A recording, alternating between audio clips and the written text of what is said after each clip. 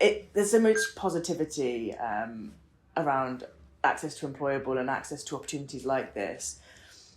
What are some of the key barriers that you've kind of encountered in your role and in EmployAble, but also throughout your life? I think. I mean, one of the reasons I'm doing this is to change attitudes.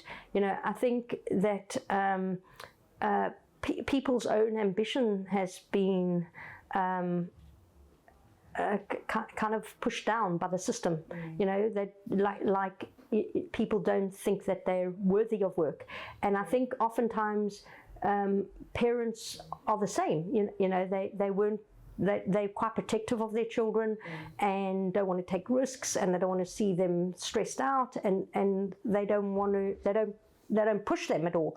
You know, if you ask me what were the key elements to a person working, I've mentioned a few times it's the motivation, but it's not only their motivation, it's got to be the support circle around them that actually wants them to work and thinks it's important and is giving them that reinforcement and message all the time.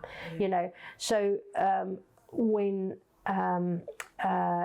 you know, if we had a person who was working and had quite a long journey to get to work, but the person actually quite liked traveling, you know, but the support worker kept saying to the person, you know, this is stressful, and you know, where are we going to park if we drive, and how are we going to do this, and where are we going to do this, and suddenly we started to experience a lot of negativity from the individual that suddenly said, well, I don't want to do this. If it was around the corner I would do it, but I won't do it if it's further away. And you realize all of that's not coming from the individual actually themselves. So that's those are those two kind of attitudes, and then the attitudes of companies.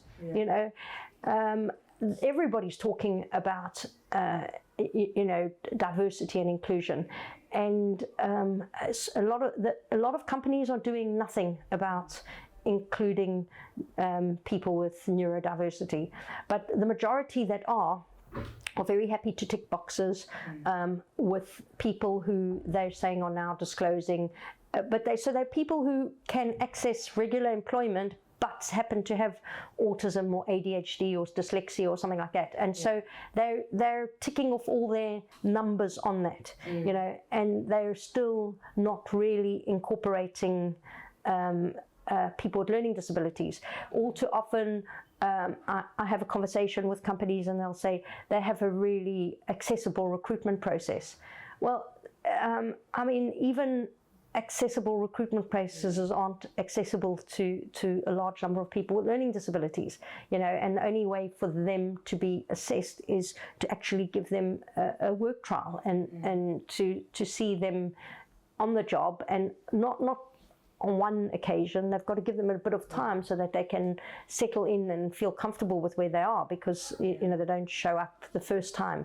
And so changing those views, and that's kind of really why I'm doing what I'm doing. I'm trying to change society to make it more inclusive.